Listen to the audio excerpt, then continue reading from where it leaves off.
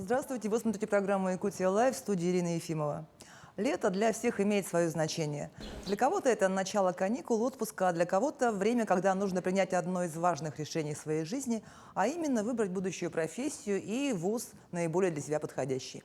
Ученики усердно готовились, сдали все необходимые экзамены. Теперь их ждет еще одно препятствие на пути во взрослую жизнь – сдать вступительные испытания в университеты своей мечты и пройти конкурс на места. На территории России продолжают свою работу приемные кампании. И о поступлении в вузы и средние учебные заведения мы поговорим сегодня с первым заместителем министра образования и науки республики Михаилом Присяжным. Михаил Юрьевич, добрый вечер. Здравствуйте, Ирина. Давайте поговорим с промежуточных итогов, потому что мы с вами не так давно встречались. Да? Сейчас за время приемной кампании работы сколько было? Ну, порядок хотя бы, примерно, сколько было подано заявлений? Ну, действительно, стремительно все идет. Буквально тут прошла неделя с нашей встречи, когда мы с вами с представителями вузов и колледжей общались. И несколько приемных кампаний сейчас идет одновременно. То есть это у нас завершает свою работу республиканская приемная комиссия, которая помогает тем, кто с мерами поддержки от республики поступает в центровузы. Завершают свою работу приемные комиссии вузов. Идут творческие уже теперь испытания, те, кто должен сдавать. Так вообще до 25 июля идет прием заявлений. Вот. И, конечно же, активно работают колледжи. Если говорить сейчас о параметрах, то в вузах, по нашим данным, это примерно 26 тысяч заявлений сейчас. Из них подавляющее большинство – это Северо-Восточный федеральный университет. Но там вузы очень четко считают, потому что, как известно, можно подать на несколько программ.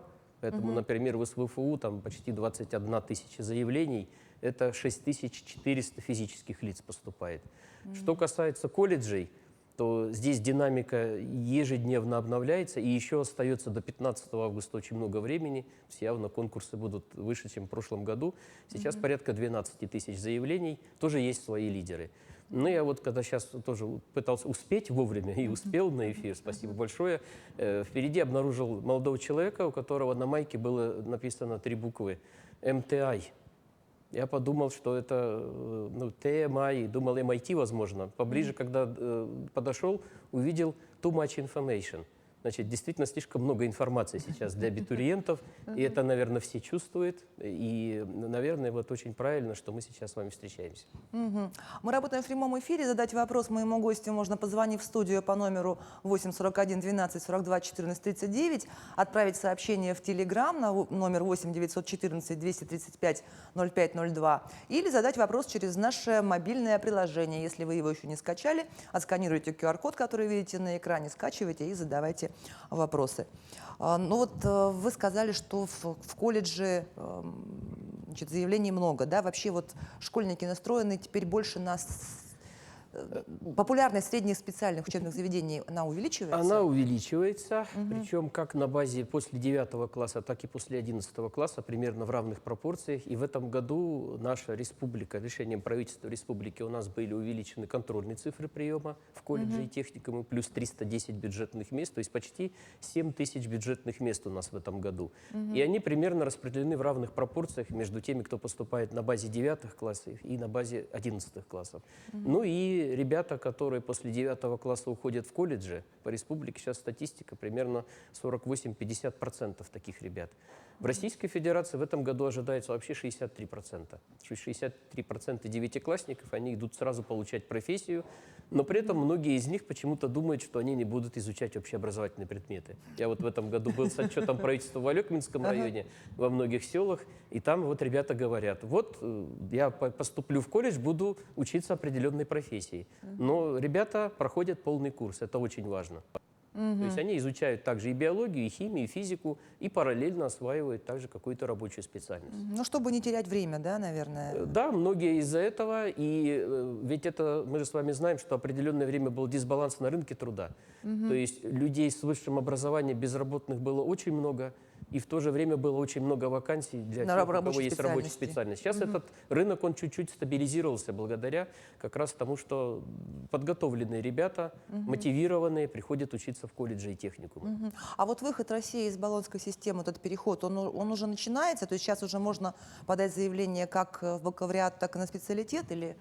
Или нет пока? Ну, как следствие вот этих решений, которые были приняты руководством страны, во-первых, и сейчас Миноборнауки Российской Федерации, он в экспериментальном порядке несколько вузов присоединились, крупных достаточно, серьезных, которые в этом году переходят, ну, как мы говорим, на старую советскую систему. В то же время мы не должны с вами забывать, что целый ряд программ, он ведь и не изменил своего статуса. То есть специалитет так и оставался по медицинским специальностям, специалитет оставался по многим специальностям горно-промышленного профиля.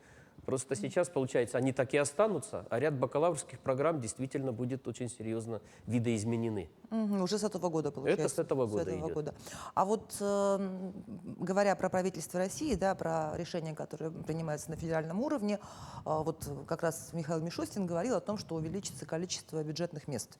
Вот, Ну, да, ну, говорил, конечно, прежде всего президент страны. Ну и То есть президент, Владимир да, Путин, надо сказать, наверное, вот, задачу поставил. наверное, для молодежи это вот золотые годы сейчас. То есть если посмотреть по соотношению того, сколько ребят оканчивают школы и сколько бюджетных мест им предлагается в вузах, то самое благоприятное соотношение. Но обратите внимание, например, у нас с вами в этом году 11 класс в республике заканчивает сдавали ЕГЭ около 8 тысяч человек. При этом более 6 тысяч бюджетных мест только в вузах на территории республики. Это контрольные цифры приема в вузы. Ну, представьте себе, да, соотношение. Плюс к тому же часть еще ребят после 11 класса поступает и в колледжи, тоже имеет возможность поступить на бюджетные места.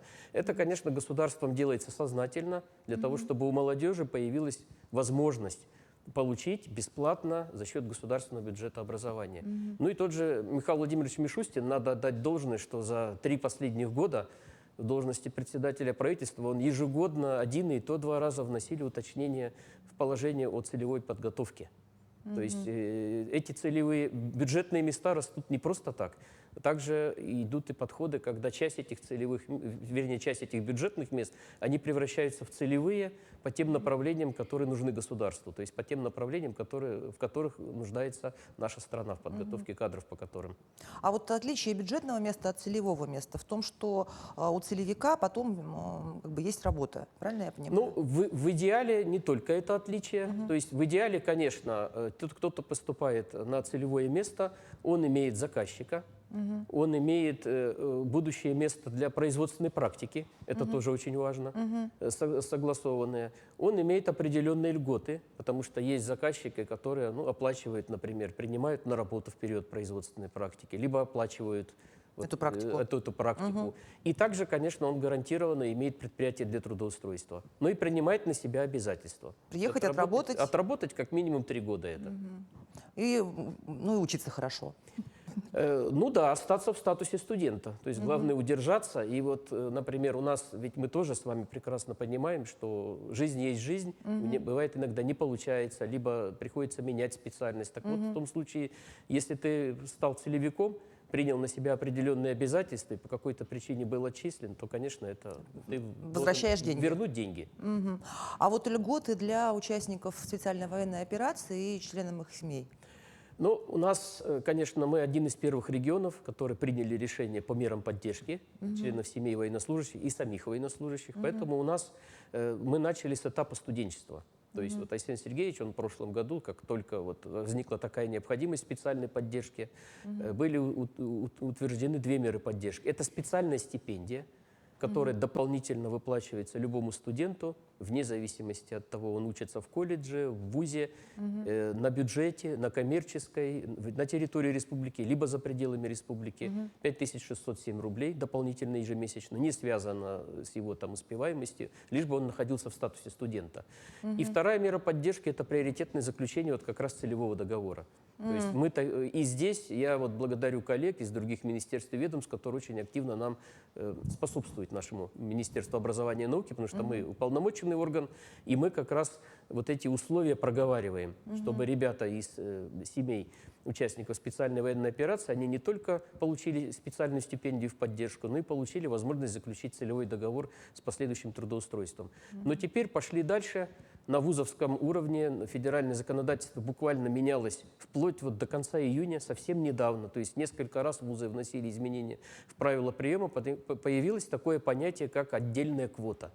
То есть государство выделило отдельные бюджетные места Именно для... до 10% только для семей военнослужащих. И эта цифра значительная. Это во всех вузах, получается? Это во всех вузах государственных Российской Федерации. У нас на территории республики тоже в вузах это имеется. Это, конечно, тоже большая помощь. То, что касается колледжей, то там, значит, вот этот статус, да, представителя семьи и участника СВО, либо самого участника, это при равенстве баллов пока только идет. При поступлении. Это тоже для понимания, то есть, потому что поступление в СПО идет по среднему баллу аттестата. Но на этапе обучения, когда человек приобретет статус студента, две меры поддержки региональные, которые я сказал, они стипендия... будут распространяться на них. А вот одно из основных изменений приемной кампании этого года – это и сокращение количества направлений, на которые можно подать заявление.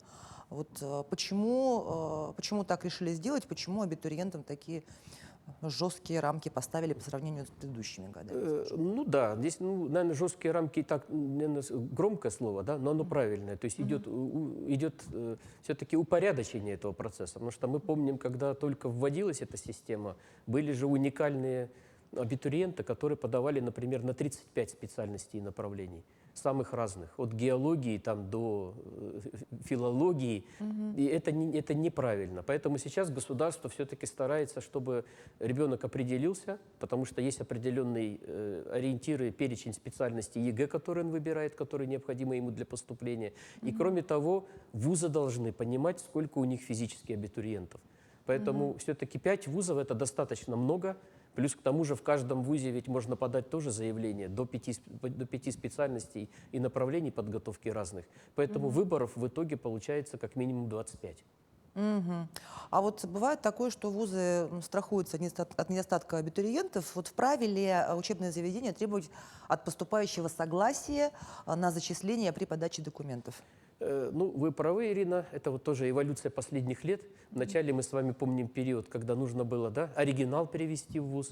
Тогда мы тоже помогали нашим многим землякам вот в их там, перемещении по вузам России, по всей стране. Потом по поводу согласия. Действительно, это тоже был такой момент. Кто-то не успевал вовремя и не был, например, зачислен на бюджетное место, потом сожалел об этом. Сейчас проще. Сейчас права абитуриентов защищены тем, что есть такой сервис, называется суперсервис поступления в ВУЗ онлайн, то есть через госуслуги можно подать. И мы аналогичную систему ввели в колледжах. Мы до этого 2 года ее апробировали, теперь она тоже вступила в действие. И в этом году в вузах теперь не нужно предъявлять оригинал, либо ставить отдельно согласие. Ты просто изначально расставляешь приоритеты, куда ты хочешь поступать. То есть среди поданных тобой заявлений ты просто их нумеруешь в порядке очередности. И тот номер, который стоит 1, это обозначает, что в период твоего участия именно на эту программу в конкурсе на бюджетные места твой оригинал и твое согласие находятся там. Если ты, соответственно, не попадаешь в число бюджетных мест, переходит к следующему приоритету. Это достаточно удобно, потому что тогда ты не зависишь от интернета, не зависишь от того, где ты находишься, и твои желания в любом случае, они выдерживаются, те, которые ты подал в своем заявлении. Поэтому, конечно, вузам сейчас с одной стороны сложнее, с другой стороны более определенно тоже становится. Вот Арктический институт культуры и искусств в этом году представил уникальную в России магистерскую программу «Теория и методология когнитологии библиотечной деятельности в цифровой среде». Даже выучить не смогла, прочитала. Вот говорит ли это о том, что в обозримом будущем направления подготовки по отдельным профессиям будут упразднены?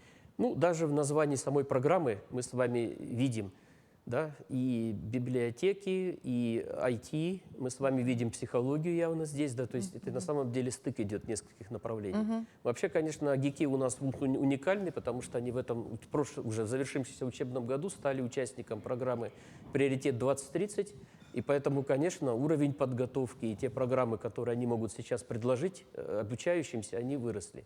Поэтому, конечно, я подтверждаю, что ряд профессий будет просто перемалываться, да, соединяться друг с другом, возникнет такой стык специальностей и профессий. Мгм.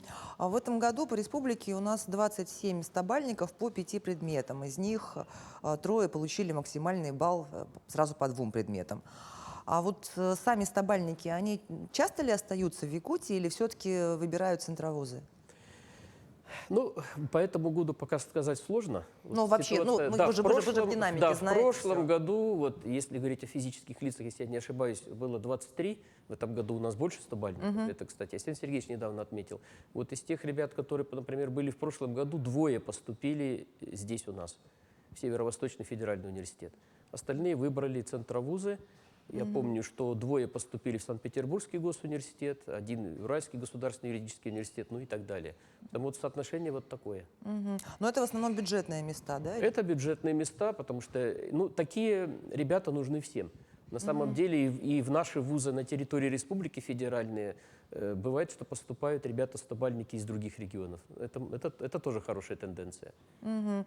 А вот есть такая еще точка зрения, что вот обыватели говорят, что для наших школьников в Якутии специально присылают усложненные варианты заданий ЕГЭ. Вот это так или нет?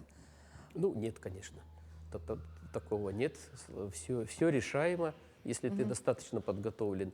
Если какие-то технические там происходят моменты, то они касаются всех абитуриентов, все находятся в равных условиях. То есть, слава богу, уже ЕГЭ мы с вами, да, не первые 10 лет он у нас идет. Но мы были пилотным регионом, Мы да? были пилотным, ну, начинали, да, и благодаря этому, наверное, вот так программа вообще ЕГЭ, она стала более уравновешенной, и она ведь направлена как раз на учет как раз создания дополнительных возможностей именно представителями из дальних регионов, к которым, конечно, Якутия относится. Поэтому здесь таких нет данных, что это специальные какие-то там отдельные задания мы получаем, чтобы написать хуже, чем другие. Такого нет. Но вот родители школьников еще чаще всего выступают за традиционный экзамен по билетам, что вот так дети погружаются в предмет действительно, в отличие от теста, который можно просто заполнить. Да, ну вообще, конечно, не только по ЕГЭ на самом деле и идет поступление в вузы. Я уже отметил о том, что есть же еще творческие специальности, Да, ну, да, в том где же- есть в том же, испытания, это да. Но в то же время ряд ведущих вузов страны, они получили право устанавливать и свои экзамены.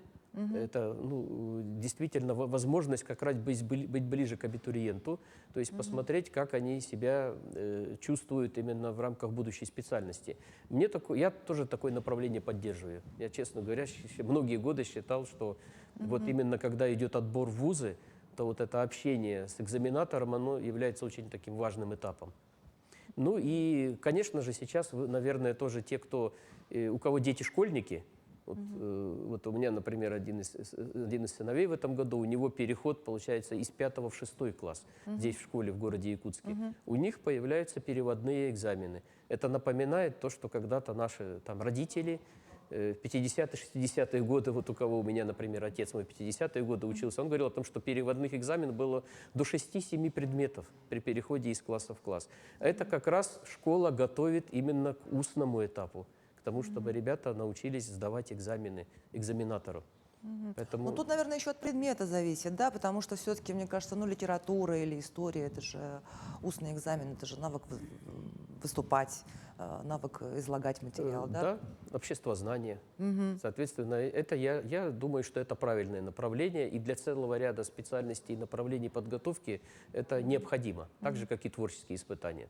Ну вот, говоря о мерах поддержки участникам СВО, членам их семей, вы говорили о стипендии, да, дополнительной. Вот, а вообще стипендия, ну вот, не говоря об этой дополнительной стипендии, в принципе, стипендии, как вот... Ну да, параметры, да, примерно соотношения. Ну, если говорить о вузовском блоке, да, студентов, то там стипендии повыше.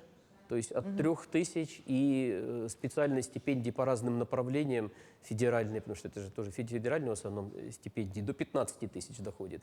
То, что касается уровня... Это в зависимости от курса и от, это в и от зависимости предметов зачетки. Это, во-первых, от курса зависит. Кроме того, значительная поддержка в свое время была тоже принята президентом страны о том, что определенный стипендиальный фонд выделяется на поддержку активных студентов по самым разным направлениям. В учебе, в науке, в творческой деятельности, в волонтерстве. То есть по этим направлениям дополнительные стипендии назначаются. То, что касается колледжей, стипендия небольшая, то есть бесплатное образование, но стипендия в пределах 2-3 тысяч, максимум до 5 тысяч составляет. Это опять же от региона. Даже у нас в республике есть дифференциация до полярного круга за полярным кругом.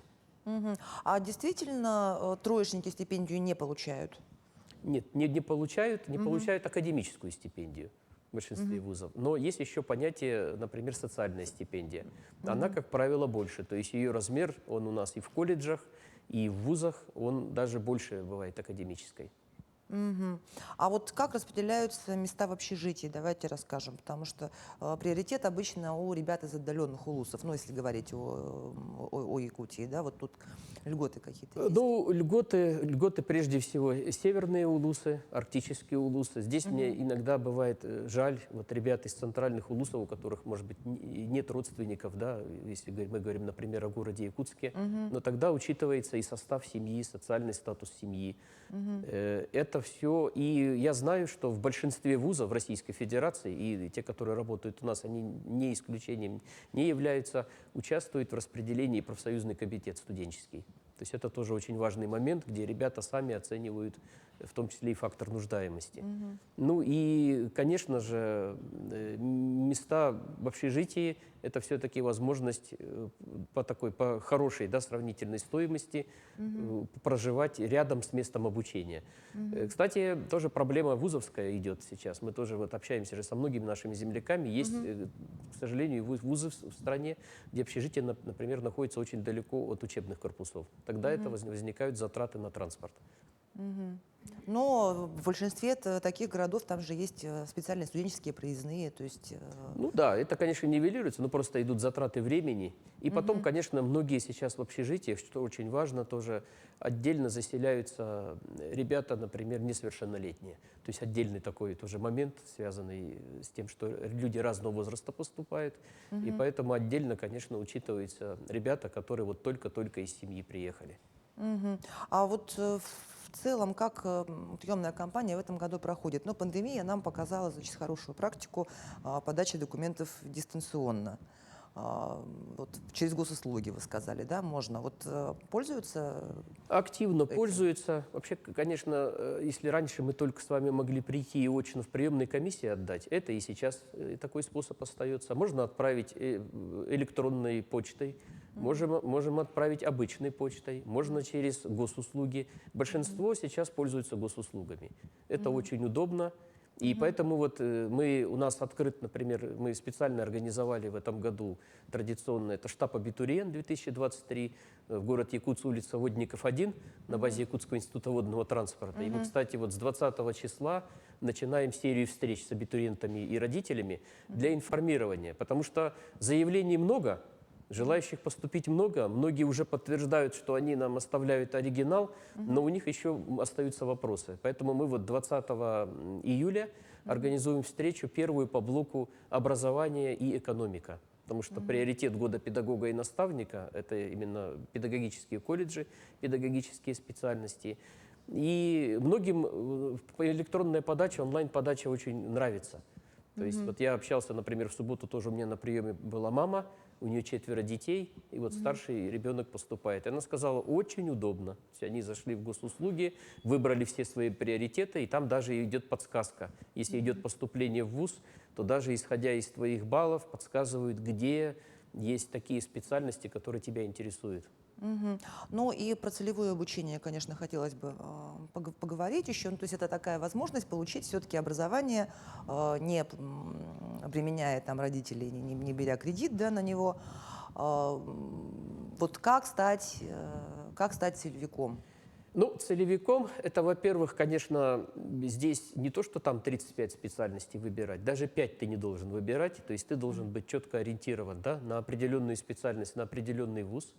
Мы заранее, правительство республики проводит работу по поиску этих заказчиков, предприятий, организаций. В этом году у нас 950 мест с мерами поддержки выделено примерно 50 на 50. Половина, там, 400, около там, 450 мест за пределами и такое же число на территории республики. Соответственно, это все у нас находится на сайте Республиканской приемной комиссии. Это там же и располагается, там же, вот где я говорил, город Якутск, улица Водников, 1, но в электронном формате. То есть мы, по сути, такой виртуальный университет Республики Саха-Якутия. Можно подать на нашем сайте этой Республиканской приемной комиссии и, соответственно, увидеть свои шансы, принять участие в конкурсе и получить рекомендацию. Но при этом ты должен все-таки рассчитывать, да, на свои силы, то есть ты уже освобождаешь семью от этих расходов, но ты тогда полностью берешь уже ответственность за свой статус, за свое будущее как студент-целевик. А какие именно целевые места, то есть что востребовано сейчас? Ну, да, вот, Что нужно республике, какие да, какие вот это кадры? очень правильно. Многие же задают вопросы, например, почему у республики там мало бюджетных мест, мы заказываем с мерами поддержки, например, по специальности юриспруденция. Это как бы, ну, каждый год этот вопрос люди спрашивают. Мы объясняем, вот правильно, как вы говорите, что республика заказывает только то, что сейчас ей остро необходимо. И вот мы перешли несколько лет уже на работу по отраслевым проектам целевой подготовки. Это когда вот места привязаны к конкретным заказчикам-работодателям. Из наиболее успешных проектов, вот мы последние годы говорим о проекте «Молодежь в авиацию» с полярными авиалиниями, да, где есть подготовка пилотов Ми-8 в Омске. Сейчас у нас новые проекты появились. «Речники» — это с целым рядом компаний, которые занимаются у нас речным транспортом, «Энергия будущего» и ряд других. Поэтому, если говорить о структуре, то у нас 42 отраслевых проекта. Среди них, конечно, самыми крупными, если говорить по специальностям, являются медицинские специальности. Они остаются лидерами. То есть все-таки не хватает у нас возможностей нашего медицинского Ну, во-первых, СФУ? возможностей, да, тоже не хватает, потому что не все специальностей же медицинского профиля очень много. Поэтому благодаря взаимодействию республики, нашего Министерства здравоохранения с Минздравом Российской Федерации, мы ежегодно получаем значительный объем бюджетных мест Российской Федерации в интересах только региона. Это более 10 вузов Минздрава Российской Федерации и 2 вуза федеральных. Это, прежде всего, конечно, наш Северо-Восточный федеральный университет и Дальневосточный федеральный университет во Владивостоке. Это те места, на которые заказчиком выступают центральные районные больницы. Это важный фактор. То есть, если абитуриент хочет претендовать, поступать на эти места, он прежде подписывает предварительный договор с будущим работодателем, потом он зачисляется. По линии нашего министерства он получает меры поддержки, в период обучения проходит практику и потом туда приходит на учебу. У нас, вернее, на работу уже. Если говорить о других направлениях подготовки, у нас в этом году более 60 мест с педагогическим специальностям, это тоже очень важно.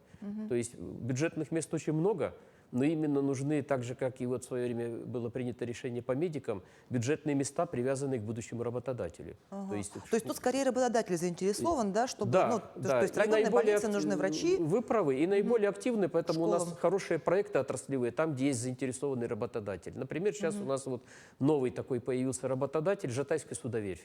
Тоже с 2019 года, когда мы начинали, там буквально были скромные от них заявки, был только один вуз, Новосибирск. Сейчас и Санкт-Петербург, и Владивосток, и Новосибирск, и Якутск. И достаточно, и плюс еще можно одну компанию назвать, это «Железные дороги Якутии», которые с нами очень активно работают не только в период абитуриентства, но они проводят и Олимпиаду, они выезжают по районам, проводят предварительный отбор ребят, ориентируют их на поступление и уже дальше взаимодействуют с нами. А вот традиционные эти наши щепкинцы? Да, ну, часть проектов же заканчивается. Вообще проектный подход, он чем хорош? То, что у нас часть проектов, она завершает свою работу. Вот щепкинцы в этом году завершили обучение. Мы в этом году смогли уже, да, часть театрального сезона завершения. Я, к сожалению, не смог, но я в прессе смотрел. Есть родственники, которые были на этих спектаклях. То есть щепкинская труппа уже приехала. Эти ребята, которые будут и в Саха-театре здесь работать, в Якутске, и в Нюрнбергском театре, в новом, который построен. По сути, этот проект пока завершен. То есть этот выпуск, он приехал. И следующий будет не скоро набор? Да нет, как-то вот мы рассуждаем, что, видимо, нужно обновлять Но это зависит... Да, плюс у нас с вами щукинцы же идет. Это подготовка 5 человек в Щукинском театральном старейшем тоже училище нашей страны в Москве для русского академического драматического театра. То есть сфера культуры, на самом деле, вот такой пик был несколько лет подряд, сейчас ряд проектов выпустились. Так же, как до этого была подготовка завершена очередной группы для цирка. В пик. А теперь вот Министерство культуры и Сергей Васильевич Расторгуев, они ставят вопрос о том, что нужна еще одна группа. То есть мы сейчас вот близки к тому, чтобы принять решение о том, что нужно будет еще начать подготовку, потому что там долго. Это опять Пекин будет? Не факт. То есть они решают, это все-таки, они специалисты, им виднее вот это принятие этого решения по этому вопросу. Ну вот эти вот целевые места в российских вузах, а за границей? Пока нет. Раньше ведь отправляли? Нет, сейчас нет такого. Вот достаточно долго уже. То есть, в принципе же, приоритеты были в свое время поставлены таким образом, что мы ведем подготовку в вузах на территории страны. И, кстати, вот ваш вопрос по поводу Болонского. Почему Болонский-то тоже он не состоялся? Не только для нашей страны, но и для многих стран, которые с европейцами связывались в этой сфере. Ведь смысл тоже, одна из целей Болонского процесса, это была синхронизация уровней подготовки, дипломов об образовании, взаимного их признания. Этого же не произошло, к сожалению. Поэтому сейчас возникает вопрос о том, что если нам понадобится такая подготовка, мы ее готовы организовать. Ну вообще вот эта вот система магистратуры, бакалавриата, она где-то же себя показала в каких-то специальностях? Или... Да, но мы с вами, вот я со многими же сталкивался и как работодатель, да, и как просто коллега, еще в свое время работая в Якутском госуниверситете. У нас были, я помню, первые ребята появились, это бакалавры Новосибирского государственного технического университета, айтишники, очень серьезные специалисты. Ну и сейчас вот я тоже работаю, есть молодые люди, с которыми я общаюсь, которые имеют степень бакалавра, хорошо себя проявляют на рабочих местах, но я все-таки им рекомендую все-таки найти возможность и дальше продолжить свое обучение. Поэтому по целому ряду направлений успешно. Ну и можно, вот хороший пример, по-моему, когда-то тоже мы об этом говорили, это специальность юриспруденция. Ведь она в советский период была 4-летней, а потом она стала 5-летней. Ее растянули до специалитета, подстроили под других. А сейчас, по-моему, тоже говорят о том, что там очень много практики на самом деле. И эту практику уже можно выносить на этап трудоустройства. То есть здесь вот по каждой специальности принимаются свои решения. Ну и, конечно, вы, наверное, здесь тоже вот правильный ваш вопрос, потому что по целому ряду программ, бакалаврские программы возникают по тем направлениям, которых лет 30 назад еще не было. То есть очень многие же по новым. Поэтому понятно, что она сразу формировалась, исходя из 4-летнего цикла обучения.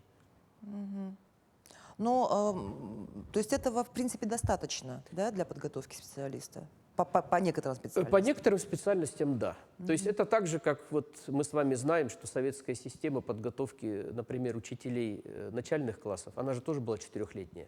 То есть несмотря на то, что все учились по 5 лет, подготовка учителей начальной школы была так исторически выстроена. То есть здесь, конечно, речь о том, достаточно ли этого для того, чтобы человек приступил к самостоятельной трудовой деятельности. Поэтому, например, очень сильно бились буровики наши, да, многие технари, потому что даже в условиях Болонского процесса сохранились специалитеты с 6-летними и 6,5 лет обучения. Соответственно, исходя из необходимости дать ту сумму знаний, которая необходима на рабочем месте. А ну вот вы сами к какой системе больше склоняетесь? Ну, я, конечно, сторонник специалитета, то есть советской традиционной системы. Но это громко сказано. Видите, сейчас все-таки трансформация произошла. Все же, система образования же во всех странах изменилась за прошедшие 30 лет. Ну, что нужно республике, мы с вами примерно выяснили, а чего хотят сами абитуриенты больше? Предпочтения, да, иногда их пожелания не совпадают с их возможностями, да, и они заранее для себя это не продумывают. То есть понятно, что сейчас наиболее востребованными являются, например, айтишные специальности, это, да, тренд, но когда мы с вами видим динамику сдающих экзамен по информатике в республике, он растет медленней, чем количество желающих поступить на IT-специальности. Ну и здесь как раз вот этот момент, который тоже вы спрашивали, о том, что IT-специальности, они же тоже сильно трансформируются, они находятся на стыке. Например, в этом году наш ведущий колледж по IT направление, это Покровский колледж, они открыли смежную специальность по подготовке инженеров-техников по медицинской технике вместе с Якутским медицинским колледжем. Вот на стыке специальность, она интересная, она потребует знаний как в той, так и в другой области. Ну что ж, спасибо вам, Михаил Юрьевич, что пришли, ответили на волнующие вопросы. А всем абитуриентам желаю легкого поступления, освоения желаемой профессии. Это была программа «Якутия Лайф». Меня зовут Ирина Ефимова. Смотрите нас по будням в 19:15. Расскажем, чем живет Якутия.